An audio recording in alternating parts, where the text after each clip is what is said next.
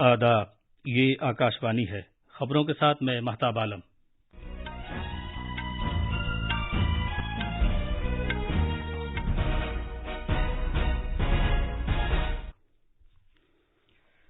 وزیر اعظم نریندر مودی نے شنگھائی تعاون تنظیم کے 23ویں سربراہ اجلاس میں دہشت گردی کے خلاف فیصلہ کن کارروائی کرنے پر زور دیا ہے، کیونکہ یہ علاقائی اور عالمی امن و سلامتی کے لیے ایک بڑا خطرہ ہے۔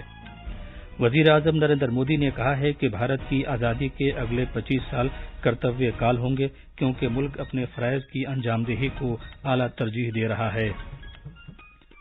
کامرس اور صنعت کے وزیر پیوش گوئل نے کہا ہے کہ ملک اسٹارٹ اپس کے لیے درست ایکو نظام دستیاب کرا رہا ہے اور ترقی یافتہ دنیا کے اسٹارٹ اپس کو بھارت آنے کے لیے مدعو کر رہا ہے۔ عالمی بینک اور عالمی تجارتی تنظیم کی ایک رپورٹ کے مطابق بھارت کی عالمی تجارتی خدمات میں 2 گنا اضافہ ہوا ہے اور یہ 17 سالوں میں برآمدات میں 2% سے 4.4% ہو گیا ہے۔ اور آج شام بنگلورو میں بنگا بندھو سیف چیمپئن شپ کے فائنل میں بھارت کے مردوں کی فٹ بال ٹیم کا مقابلہ کویت سے ہوگا۔ اب خبریں تفصیل سے۔ بھارت آج ورچوئل طریقے سے شنگھائی تعاون تنظیم SCO کی سربراہ کانفرنس کی میزبانی کر رہا ہے۔ وزیر اعظم نریندر مودی نے سربراہان مملکت کی SCO کونسل کی 23ویں سربراہ کانفرنس کی صدارت کی۔ جناب مودی نے دہشت گردی کے خلاف فیصلہ کن کارروائی کیے جانے پر زور دیا، کیونکہ یہ علاقائی اور عالمی امن کے لیے اب بھی بڑا خطرہ ہے۔ आतंकवाद क्षेत्रीय एवं वैश्विक शांति के लिए प्रमुख खतरा बना हुआ है। हम चुनौती से निपटने के लिए निर्णायक कार्रवाई आवश्यक है। आतंकवाद चाहे किसी भी रूप में हो, किसी भी अभिव्यक्ति में हो, हमें इसके विरुद्ध मिलकर लड़ाई करनी होगी। कुछ देश क्रॉस बॉर्डर टेररिज्म को अपनी नीतियों के इंस्ट्रूमेंट के रूप में इस्तेमाल करते हैं, आतंकवादियों को पनाह देते हैं।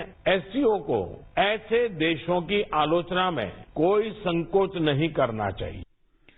وزارت خارجہ نے کہا ہے کہ اس سربراہ میٹنگ میں شرکت کے لیے SCO کے تمام رکن ممالک چین، روس، قزاقستان، کرغزستان، پاکستان، تاجکستان اور ازبکستان کو مدعو کیا گیا ہے۔ ایران، بیلاروس اور منگولیا کو مشاہد ملکوں کے طور پر مدعو کیا گیا ہے۔ SCO کی روایت کے مطابق ترکمانستان کو بھی مہمان کے طور پر مدعو کیا گیا ہے۔ SCO سیکیور کی بھارت کی صدارت کا موضوع 2018 میں SCO کنگ ڈاؤ سربراہ کانفرنس میں وزیر اعظم کے ذریعے دیے گئے سرنامے سے اخذ کیا گیا ہے۔ سیکیور سلامتی، اقتصادی ترقی، کنیکٹیویٹی، اتحاد، خود مختاری اور علاقائی سالمیت نیز ماحولیاتی تحفظ کی نمائندگی کرتا ہے۔ ہمارے نامہ نگار نے خبر دی ہے کہ بھارت نے گزشتہ برس ستمبر میں سمرقند سربراہ کانفرنس میں SCO کی ہر سال بدلنے والی چیئرمین شپ کی ذمہ داری سنبھالی تھی۔ وزیر اعظم نریندر مودی نے کہا ہے کہ بھارت کی آزادی کے اگلے 25 سال کرتویہ کال ہوں گے، کیونکہ ملک اپنے کرتویہ یعنی فرائض کو اعلیٰ ترین فوقیت دے رہا ہے۔ جناب مودی نے کہا کہ آزادی کے 100 برس مکمل ہونے کی جانب بڑھتے ہوئے ہم اپنے امرت کال کو کرتویہ کال کا نام دیا ہے۔ انہوں نے یہ بات آج ویڈیو کانفرنسنگ کے ذریعے آندھرا پردیش کے پوٹھا پرتھ میں سائی ہیرا عالمی کنونشن سینٹر کا افتتاح کرنے کے بعد کہی۔ وزیر اعظم نے کہا کہ یہ کنونشن سینٹر روحانی کانفرنس اور تعلیمی پروگراموں کا مرکز ہوگا۔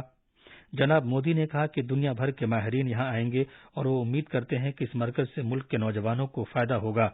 انہوں نے کہا کہ مرکز میں روحانیت اور جدیدیت کا احساس ہوتا ہے۔ وزیر اعظم نریندر مودی نے مرکزی وزراء کی کونسل کی ایک میٹنگ کی صدارت کی۔ یہ میٹنگ کل شام قومی راجدھانی دلی میں پرگتی میدان کے نو تعمیر شدہ کنونشن سینٹر میں ہوئی تھی۔ ایک ٹویٹ میں جناب مودی نے اس میٹنگ کو سود مند قرار دیا، جہاں انہوں نے پالیسی سے متعلق امور پر تبادلہ خیال کیا۔ میڈیا کے افراد سے بات کرتے ہوئے مرکزی وزیر میناکشی لیکھی نے کہا کہ میٹنگ میں ویژن 2047، ترقیاتی کام کاج، بھارت کو آگے لے جانے کے اقدامات اور بنیادی ڈھانچے کی ترقی سمیت بہت سے موضوعات پر تبادلہ خیال کیا گیا۔ صدر جمہوریہ دروپدی مرمو نے کل بنگلورو کے راج بھون میں خصوصی طور پر کمزور قبائلی گروپوں سے ملاقات کی۔ کرناٹک کی جینو کروبا اور کوراگا کے قبائلی برادری کمزور قبائلی گروپ تصور کی جاتے ہیں۔ گورنر تھاور چند گہلوت اور کرناٹک کے قبائلی بہبود کے وزیر بی ناگیندر اس موقع پر موجود تھے۔ صدر جمہوریہ نے قبائلی برادری سے خطاب کرتے ہوئے انہیں تعلیم یافتہ بنائے جانے کی ضرورت پر زور دیا۔ انہوں نے کہا کہ قبائلی خواتین کو بااختیار بنائے جانے کی حکومت کی اسکیم ان تک پہنچنی چاہیے۔ کامرس اور صنعت کے وزیر پیوش گوئل نے آج کہا ہے کہ بھارت اسٹارٹ اپس کے لیے صحیح ایکو نظام فراہم کرتا ہے۔ انہوں نے ترقی یافتہ ملکوں کے اسٹارٹ اپس کو مدعو کیا کہ وہ بھارت آئیں۔ گروگرام میں اسٹارٹ اپ 20 شکر سربراہ میٹنگ میں کلیدی خطبہ دیتے ہوئے وزیر موصوف نے کہا کہ بھارت کے پاس بڑے پیمانے پر مینیجریل صلاحیتیں، ہنرمندی اور نوجوان افراد کے ساتھ کم لاگت کا ایکو نظام موجود ہے۔ انہوں نے مزید کہا کہ آج ملک بھر میں اسٹارٹ اپس کلچر رائج ہے۔ اسٹارٹ اپس 20 شکر چوٹی کانفرنس کا اہتمام اسٹارٹ اپ 20 انگیجمنٹ گروپ نے بھارت کی G20 کی صدارت کے تحت کیا ہے۔ چوٹی میٹنگ کا آغاز کل ہوا ہے۔ یہ خبریں آکاشوانی سے نشر کی جا رہی ہیں۔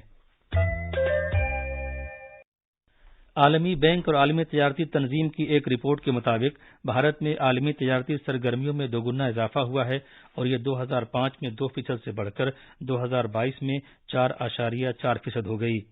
ترقی کے لیے تجارتی سرگرمیوں کے عنوان سے رپورٹ میں کہا گیا ہے کہ بھارت، جنوبی افریقہ اور ترکیہ میں سرحد پار خدمات سے متعلق سرگرمیاں کل خدمات کے شعبے کا 10% سے زیادہ ہیں۔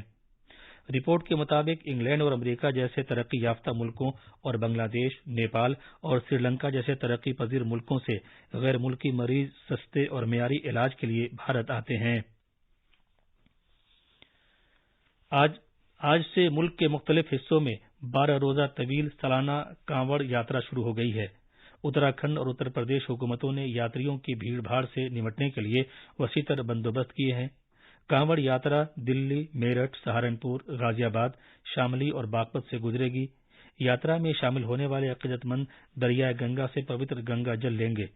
اپنی یاترا کے دوران کانوڑ یاترا بھگوان شیو کا جاپ اور بھجن کیرتن کریں گے۔